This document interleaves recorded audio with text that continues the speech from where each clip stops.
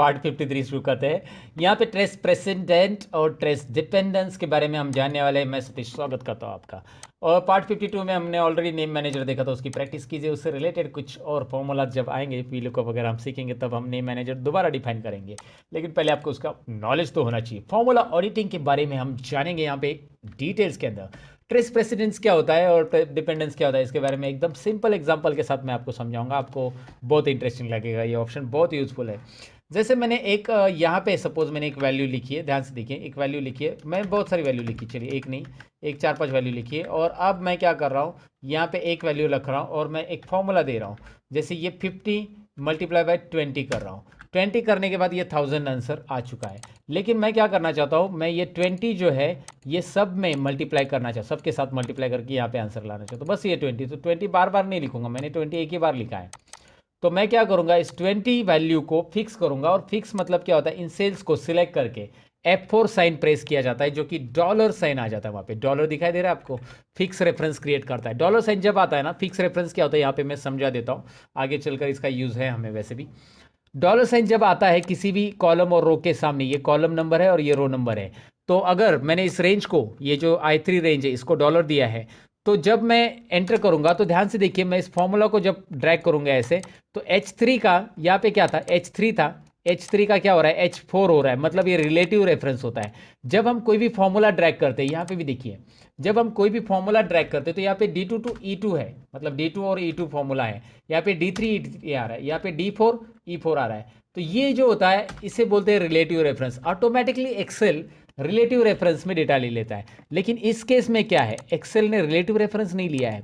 यहाँ पे देखिए, मतलब H3 का H4 किया है उसने, वो रिलेटिव है। लेकिन यहाँ पे है I3 और उसका भी यहाँ पे क्या लिया है उसने, I3 ही लिया है, I3। अगर मैं इसे ड्रैग करूंगा, ध्यान से देखिए, वो डॉलर साइन की वजह से ये फिक्स रेफरेंस में कन्वर्ट हो चुका है और I3 ही सब जगह पे मल्टीप्लाई होगा। यानी कि 20 मल्टीप्लाई बाय 20, 30 मल्टीप्लाई बाय 20 और 30 मल्टीप्लाई बाय 20, यहाँ पे उसका आंसर आ जाएगा। मैंने सेम सेम वैल्यू लिखी है, मैं यहाँ पे 35 कर देता हूँ, यहाँ पे मैं 45 कर देता हूँ, उसके सामने की वैल्यू चेंज हो रही है और इनके साथ 20 ही मल्टीप्लाई हो रहा है, 20 ही गुणाकार कर रहा है वहाँ पे। समझ में आया कि आपको दिखाई दे रहा है? तो ये डॉलर साइन मैंने लाया कहाँ से, मैंने F4 बटन प्रेस किया। देखिए, डॉलर प्रेस करो F4, डॉलर प्रेस करो F4, ये कॉलम लॉक है।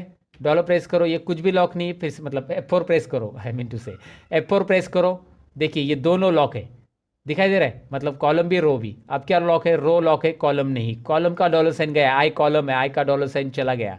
अब आई को डॉलर साइन है, रो नंबर 3 है, उसको डॉलर साइन नहीं है, रो लॉक नहीं है। और इसका यूज़ हम आगे देखेंगे। F4 से आप ये बदल सकते हैं, F4 F4 F4 F4 press करके आप ऐसा स्विच कर सकते हैं। लेकिन इसका यूज़ आगे देखेंगे हम, रिलेटिव रेफरेंस में ये कॉलम लॉक और रो लॉक क्या होता है।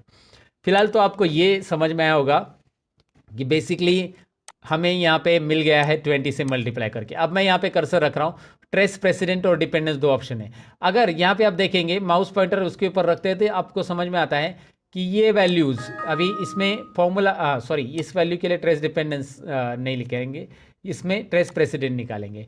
वो बताएगा कि ये वैल्यूज़ किसके ऊपर डिपेंड है। ये वैल्यूज़ देखिए, ट्रेस प्रेसिडेंट, प्रेसिडेंट चेक करेंगे कि इसके वैल्यूज़, ये वैल्यूज़ आंसर आया है लेकिन इनकी मदद से आया है, इनकी मदद से। समझ में आया ना? ट्रेस प्रेसिडेंट, प्रेसिडेंट ट्रेस करेगा। रिमूव एरोज करता हूँ मैं, आपको डिटेल में समझाता हूँ। ध्यान से देखिए, रिमूव एरोज किया मैंने। अब मैंने ये वैल्यू लिया और इसके ऊपर कौन सी वैल्यू डिपेंडेंट है, अगर मैं इसमें चेंज करूंगा तो कौन कौन सी वैल्यू चेंज होगी, ये देखने के लिए आप ट्रेस प्रेसिडेंट करोगे, डिपेंडेंस करोगे। इसके ऊपर कौन कौन से डिपेंडेंट्स है ट्रेस करना है हमें, वो ट्रेस करेंगे कि डिपेंड कौन है, कौन डिपेंड है। अगर मैं इसमें चेंज करूंगा तो इन सभी में चेंज होगा। देखते हैं, चेंज करो 10, चेंज हो गया। Are you getting? तो ये है trace dependents, remove arrows.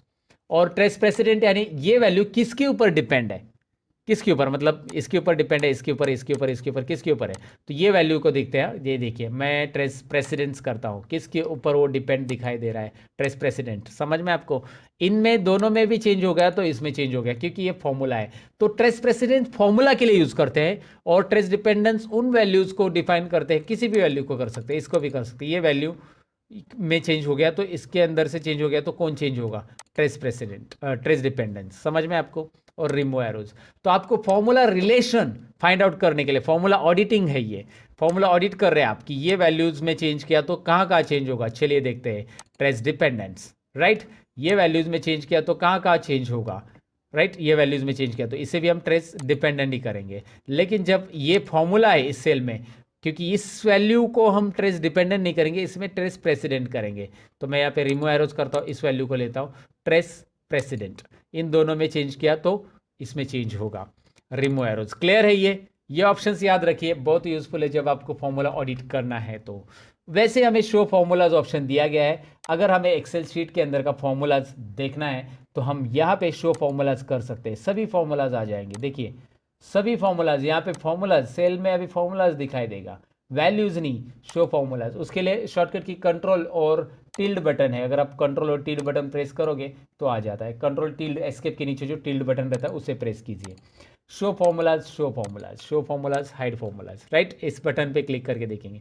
Error checking के लिए यहाँ पे एरर ऑप्शन दिया है, ट्रेस एरर, अगर आपके फॉर्मूला में कहीं पे एरर है सो एरर चेकिंग वहाँ पे हो जाएगा, राइट। एरर चेकिंग मतलब क्या होता है, जैसे मैंने कुछ भी एरर कर लिया, यहाँ पे टेक्स्ट वगैरह ऐड कर दिया, टेक्स्ट की सेल ऐड कर दी तो एरर होगा। वो ट्रेस एरर करने के लिए यहाँ पे देखिए ट्रेस एरर, एरर बताता है वो, ये एरर, ये सेल और ये सेल का आंसर आपने दिया है, ये नंबर्स है, वो टेक्स्ट है, कैसे होगा भाई, है ना, ट्रेस एरर। तो ये ट्रेस एरर चेकिंग ऑप्शन से आप कर सकते हैं रिमूव एरोज।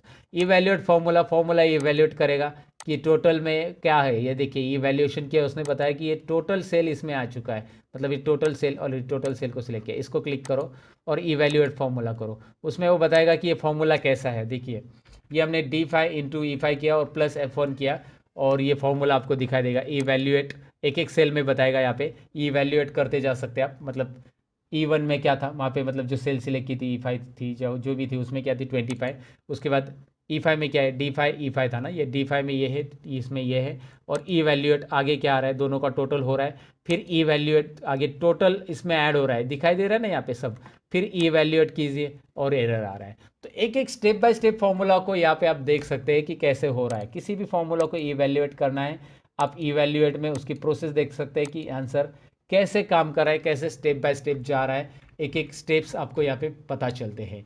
तो ये फॉर्मूला ऑडिटिंग के जो ऑप्शंस है ना, ज़रूर करके देखिएगा, फॉर्मूला ऑडिटिंग बहुत यूज़फुल है। उसमें ऑच विंडो करके एक ऑप्शन मिलेगा आपको, ऑच विंडो, ये सारे ऑप्शन मैं यहाँ पे बता देता हूँ, जबकि ऐड ऑच में जाकर आप किसी भी सेल्स को ऐड कर सकते हैं। सपोज आपने ये रेंज को ऐड कर दिया, जिसे भी ऐड करना है ऐड कर दो, इसमें जो फॉर्मूलाज है वो आपको यहाँ पे दिखाई देंगे बस ऑच विंडो में, है ना। यहाँ पे जो भी रेंज ऐड करेंगे, F2 सेल ऐड किया, F3 सेल ऐड किया, उसकी टोटल आ रही है, उसमें कौन सा फॉर्मूला है, वो सारी चीज़ें ऑच विंडो में आपको दिखाई देती है। ये छोटी मोटी चीज़ है लेकिन काम की चीज़ है, राइट। और आपको कैलकुलेट नाउ एक फंक्शन है, कैलकुलेट नाउ मतलब क्या होता है, जैसे आपने ये कैलकुलेशन कर लिया यहाँ पे, तो इसका आंसर जो होता है, सपोज आपने क्या किया, मैं आपको ज़रा बड़ा कैलकुलेशन दिखाता हूँ, उसमें हम इसमें देखते हैं कि क्या रिजल्ट होता क्या है इसका। हम कैलकुलेट नाउ वैसे भी अलग अलग फॉर्मूला में सीखने वाले, लेकिन यहाँ पे बता देता हूँ आपको। ये मैंने कैलकुलेट किया, ये मैंने कैलकुलेट किया और ये मैंने कैलकुलेट किया। अब मुझे क्या करना है, F2 बटन प्रेस करूंगा, मैं इन दोनों का आंसर चेक करना चाहता हूँ तो मैं F9 प्रेस करूंगा या कैलकुलेट नाउ पे क्लिक करूंगा, कैलकुलेट नाउ, तो ये दोनों का आंसर यहाँ पे आ जाएगा कितना हो रहा है। फिर कंट्रोल Z करना है आपको हटाने के लिए। आपको बस एक पर्टिकुलर फॉर्मूला के अंदर का पर्टिकुलर फॉर्मूला का आंसर चेक करना है तो F9 उसके लिए शॉर्टकट की है, F9 प्रेस करो या कैलकुलेट नाउ पे प्रेस करो, दोबारा कंट्रोल Z करो उसे लाने के लिए। सो वैसे ये कैलकुलेशन ऑप्शंस वगैरह आपके पास है, ऑटोमेटिक चाहिए तो ऑटोमेटिक, ये सारे कैलकुलेट शीट भी यहाँ पे ऑप्शन वैसे ही दिया गया है। तो ये जो चीज़ें मैंने आपको बताई वो थी फॉर्मूलाज टैब के अंदर की। ये पार्ट 53 कवर हो चुका है, मिलते हैं पार्ट 54 के अंदर जहाँ पे हम कुछ और ऑप्शन सीखेंगे। चलिए, thank you very much for watching, bye bye guys.